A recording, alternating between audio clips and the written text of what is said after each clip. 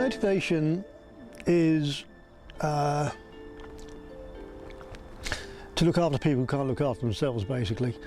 And a lot of these people today just have no understanding of cancer, of the management and or what to do. And I've just considered my purpose in life is to help them through this period of their life. It's their worst period of their lives, not only the patients but their whole families. I've been through it, and maybe that's partly where the passion comes from. I lost some good friends, and I know the emotional suffering as well as the physical suffering, and I know these people need support. People realise miracles don't have, they don't expect a miracle, and if someone says you can't be cured, you accept that, but you like to know that people are fighting for you and that every day is precious. Therefore, the Star Throwers gives people an opportunity of supporting and helping.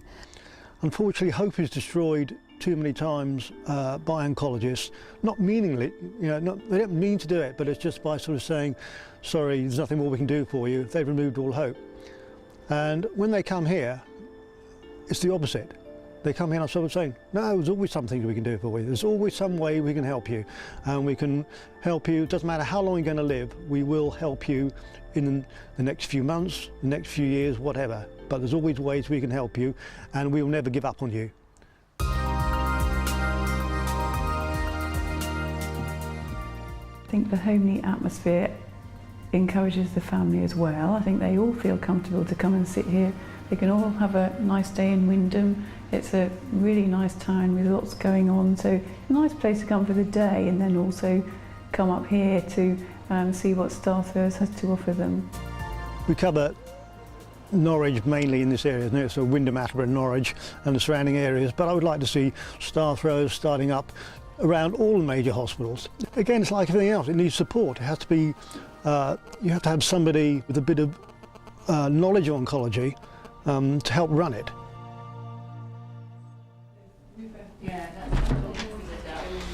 Hi, welcome to Star Throwers.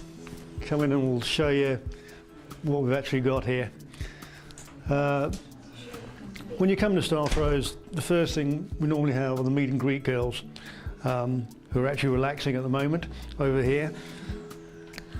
And the most important thing about this room is you feel that when you come in here, this is not like a hospital, it's not like a clinic.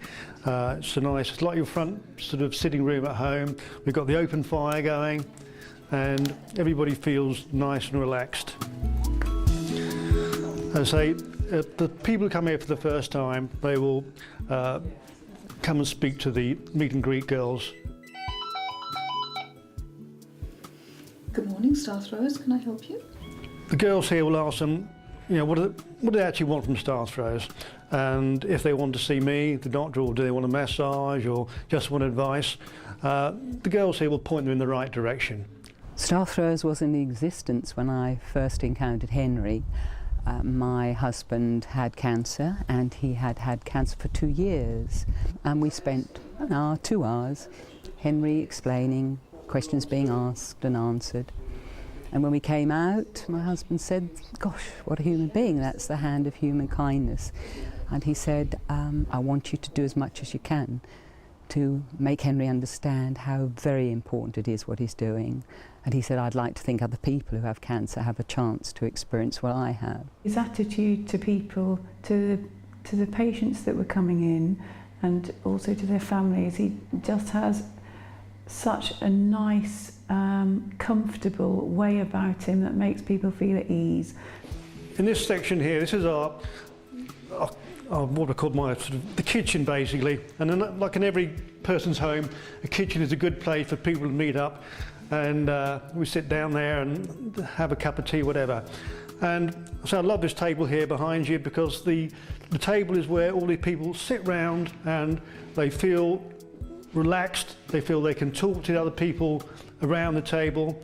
And as I said before, the volunteers who work here, they're all easy to get on with and make people feel at home.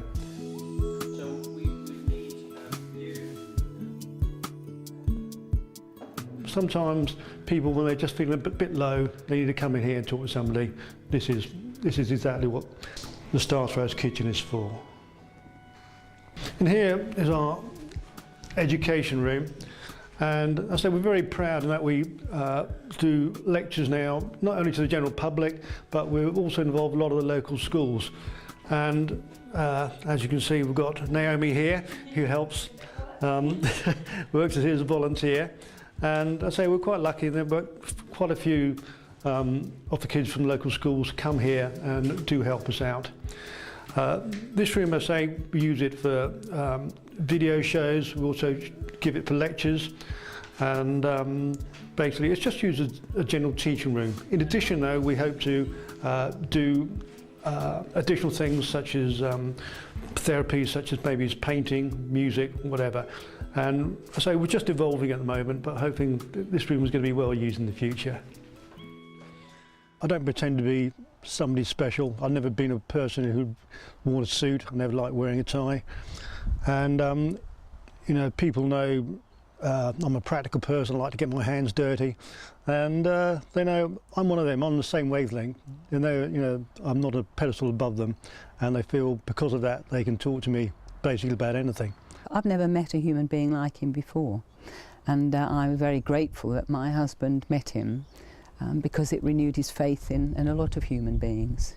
We're also very lucky in that we have counsellors here, we have ex-Macmillan nurses, and I say some people do need to come in and have a one-to-one session, especially if they're sort of emotionally distressed. Sometimes we have families come in, and so we have this little room, a little quiet room basically, where they can come in and the counsellor will sit with them. And again, there's no time limit. We can sit here sometimes for half an hour, sometimes it's 2.5 hours, but the point is it's there for them.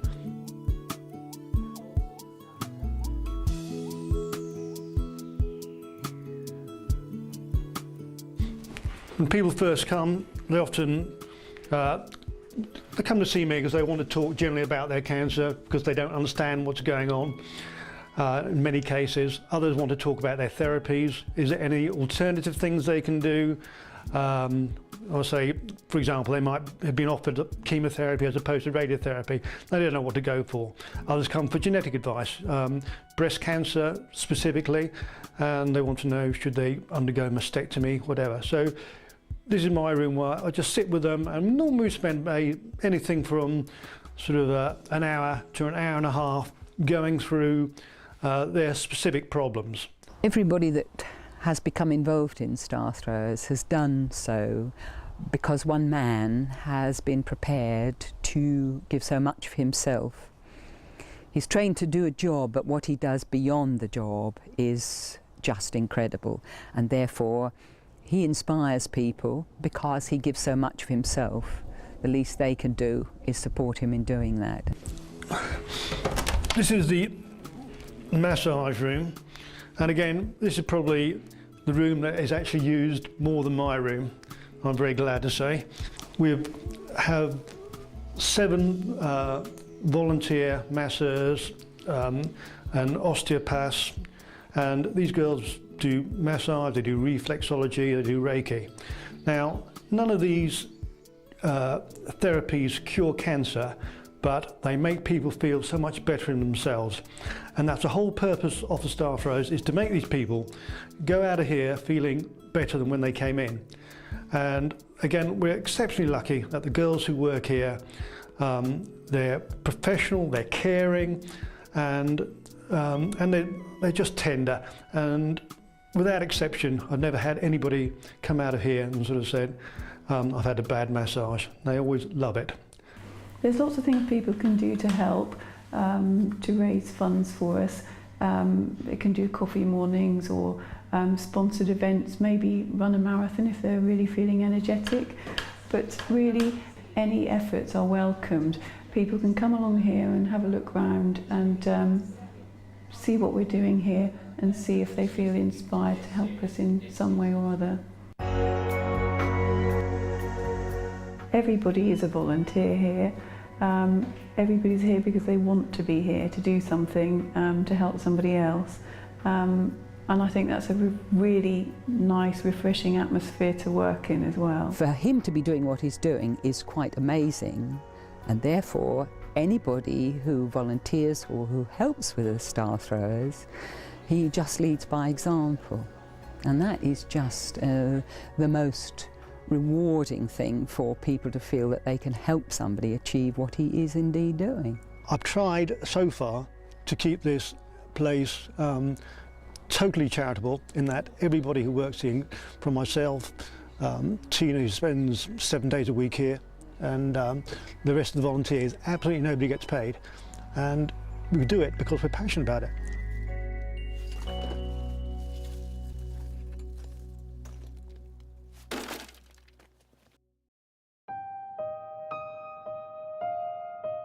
The story is that on a stormy day, a young boy is walking down the beach, and after the storm, thousands of starfish have been thrown up on the beach, and as he walks along the beach, he notices which ones are still alive, and he picks them up and he throws them back into the sea.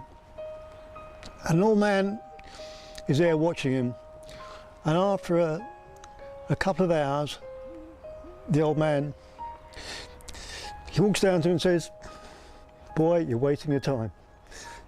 There are thousands of these. It won't make any difference." And the little boy picks up another starfish and he throws it back in the sea and says, "Well, it made a difference, that one." And that's what sort of Star Throw is all about.